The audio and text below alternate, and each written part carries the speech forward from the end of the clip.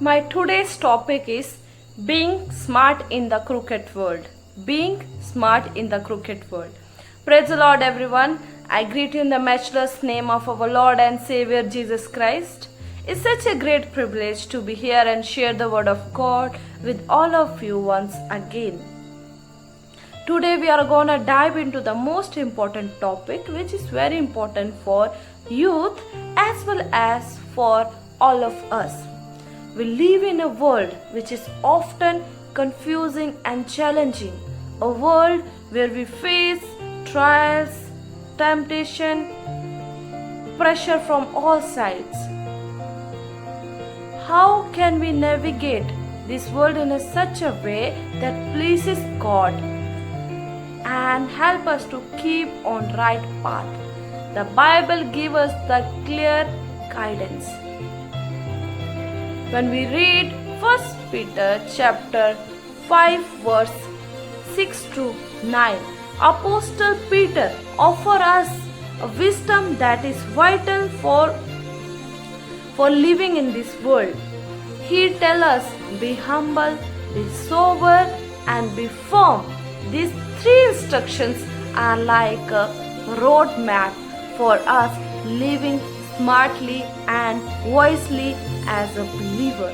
Let's look closely at each point and see how we can apply this in our life. And the first one is be humble. Be humble. When we read chapter 5 verse 6, here it is written, humble yourself therefore under mighty hand of God, so that at the proper time He may exalt you. At the proper time He may exalt you. What does it mean to be humble? What does it mean to be humble? Humility, it's about recognizing our need for God and for others. It's about putting God's will before our own, serving others rather than serving ourselves. The world often teaches us being smart means being self-sufficient, proud, always striving on the top. But God's wisdom flipped the idea on its head. True smartness, according to the Bible, begins with humility. The true smartness, according to the Bible, begins with humility. The perfect example. Jesus, from the Jesus life we can see, He is the perfect example for our life. Think about Jesus.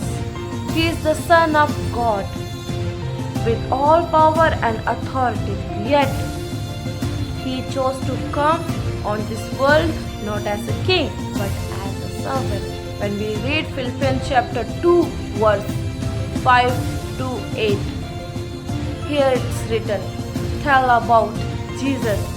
Though He was in the form of God, did not consider His equality with God something to use His own advantage, but instead He humbled Himself by becoming obedient to death, even death on a cross. Jesus' humility wasn't weakness, but it was His strength. Through His humility, He accomplished the greatest victory, that is our salvation. This teaches that when we humble ourselves, we position ourselves for God's work to work through our life. Let me give the example from my personal life. There was a time when I was given a project and I was sure that my ways is the best. I pushed my ideas and I didn't listen others' ideas, their feedbacks, their inputs. As a result, the project didn't went well as I planned. And I realized that it was my mistake that I didn't listen to others. I was confident enough I was having proud not to listen other, but I realized that others' views, other input also matters. And from there I learned from this experience that being humble is very important in our life. Why the humility is important? Why the humility is very important? Humility allows us to rely on God instead of our own strength. It positions us to receive God's grace. When we read James chapter 6, 4 verse 6 says, God opposes the proud, but give grace to the humble. Oppose to the proud, but give grace to the humble. When we humble ourselves, we make the room for God to work in our life in His time. He will lift us up. But if we allow Him to work in our life. And the second is be sober. The second is be sober. When we read the scripture 5 verse 8, here it's written, be sober minded, be watchful. What does it mean to be sober? In this context, being sober doesn't just mean avoiding drunkenness. It means to be clear-minded, serious and aware of the reality which is going around us. It's about having self-control and not letting anything cloud our judgment, whether that is alcohol, that is emotion, distraction, anything. We need to be sober. And there is a danger also of not being sober. Peter used the imagery of lion prowling around, ready to devour its prey. This is a vivid picture of how the enemy works. He is looking for a moment when he attacks, when we are not paying attention, when we can't catch up with our own worries, our own fears, our own trials, our own temptation. That's when we are most vulnerable. Imagine you are walking, you are driving on a road and there is a board written, don't drive ahead because the work is in process. But intentionally, unintentionally, you ignore that one and you are going in speed. What will happen? You will fall down on that stick. You will fall down if you know. Same like that, our spiritual life is. If we are not spiritually alert, if we are not rooted in prayer, in God's word, in fellowship with our fellow brothers and sisters, if we are not going in church, we are most likely to fall into the trap that enemy has set for us. Because we already saw that our enemy is always looking for a moment when we are weak, he will attack. Whenever we are weak, he will attack. So if we are not giving room to him, if we are not giving room to him, if we are alert, then that time God will work in our life, or else we'll fall. If we will not see that board while going. Being sober in today's world. Today, being sober-minded can mean focused on God in a world which is full of distraction, social media, entertainment, or even our busy schedule, our jobs. Or it can be many things. It can be many things that can distract us what really matters. Being sober mind means prioritizing our relationship with God, making time for prayer, filling our mind with His truth, with His promises. He is the truth, life. He is the way, truth, and the life. If we are connected with Him, we'll see everything in Him. I'll give example. If there is a board, if you plug in and on the switch, then only that laptop or the phone will work. If I plug in the holder and didn't on the switch, it will work? No, it will not work. Until and unless I on the switch, it will not work. Like that only, if we are Christian, if we are reading the Bible, if we are doing all kind of rituals, that doesn't matter. That doesn't need. It means you are only plugged, but the switch has not on yet. But when we'll have the real deep connection with God. When we are reading His word, when we are following His everything, when we obeying Him, when we are rooted, when we are sober minded, when we are alert of all the kind of enemies attack, that time God will work in our life. That will work in our life. Yeah, that will work in our life. And the third is be firm. Be firm. Verse 9, it's written like this: resist him firm in your faith, knowing that the same kind of suffering are being experienced by your brotherhood throughout the world. By experience throughout the world. What does it mean to be firm? Be firm means standing strong in faith. Even when everything around you seems to be shaken. Maybe the situation is against you, circumstance, the things are not going according to you. It means not giving a doubt or temptation, but holding on God's promise in your life. Why it is important to be firm?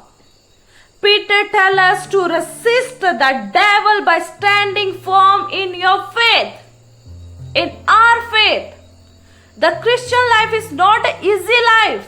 There will be trial, there will be temptation, there will be challenging. The test our faith. But if we stand firm, we can resist the enemy's attack. We can resist the enemy's attack. Let me give the example from the Bible. We all are familiar with the Daniel's life. When we read Daniel chapter 6,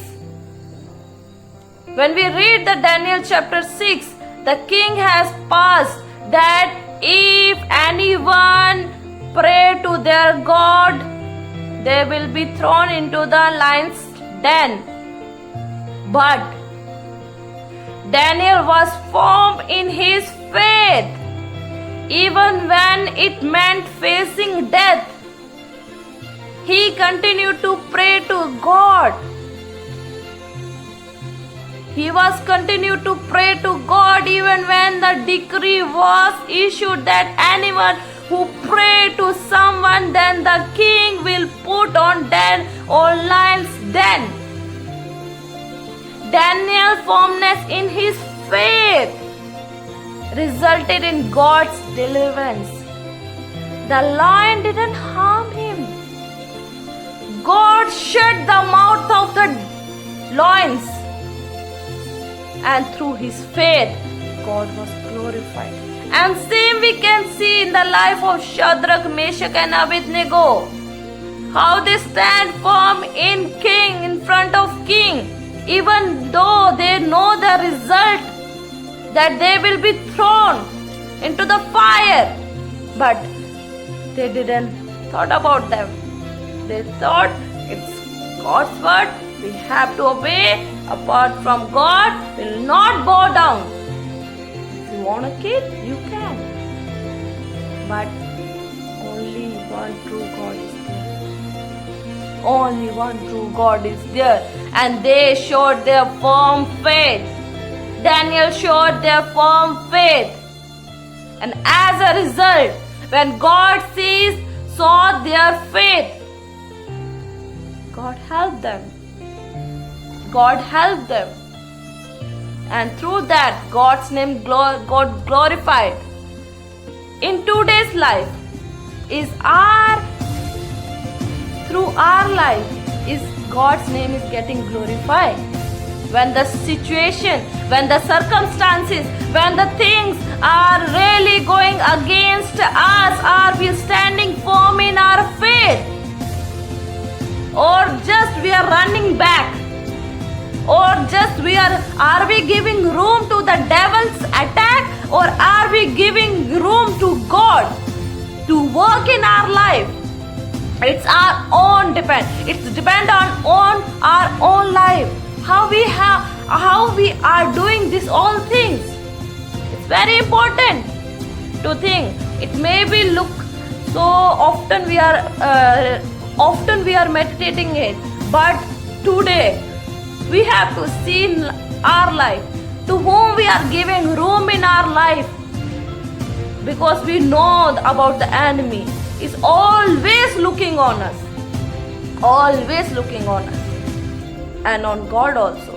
God word says, if I am with you, who can be against you? We have to decide.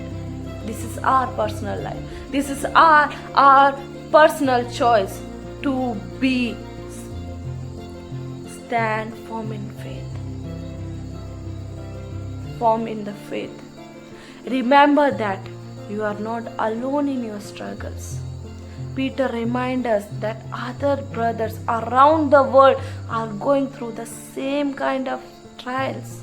This should encourage us to stand firm, knowing that God is with us, that we have the support of our brother and sister in Christ. In today's world, standing firm means resisting peer pressure.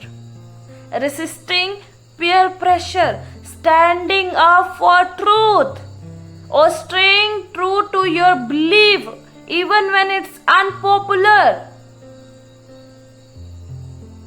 Even when the people, even when the youth are going in other way which is very popular for them, taking drugs, having a relationship, going other ways, spoiling their life, trying other things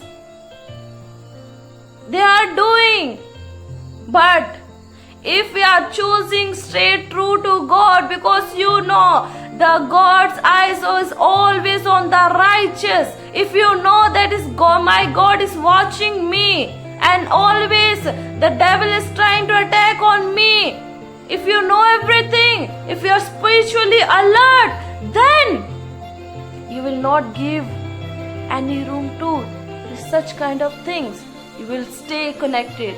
The only one formula is to resist from all these things is having a strong relationship with God and standing firm in your faith. It could mean trusting in God's timing. When things are not going well according to you, what you have hoped, or continue to pray and believe when the answer don't seems to be coming. I am giving example from my own life. We were praying for our brother from long time. Not 1 year, not 2 years. It's been 15 years we were praying for him to get transformed. Get out from this such kind of addictions. We were praying. Day and night we were praying. But we didn't sow any fruit. We didn't get any answer. Slowly we started to lose our hope. But still we were having, no, God, one day you will change. And after long years, God has heard our prayer. And as a result, my brother has fully delivered. He is fully transformed. And he is today the servant of God. He is out of his addiction. He was about to finish his life with drugs, with all kind of things. But the God has dragged him from such kind of things. The enemy said, and he has kept and has hold him in his own hands. In his own hands. So through this I want to tell that God always answer our prayers, but in his own timing. In his own timing. He listens us very easily. We lose our hope. But we should stand firm in our faith when things seems good or not. I will praise you, God. I'll praise you, God. I encourage you to reflect on these principles in our life. Are we humble in your relationship with God and with others? Are you sober-minded, keeping your focus on God, on what truly matters? Are we standing firm in your faith even when it's tough? Let's commit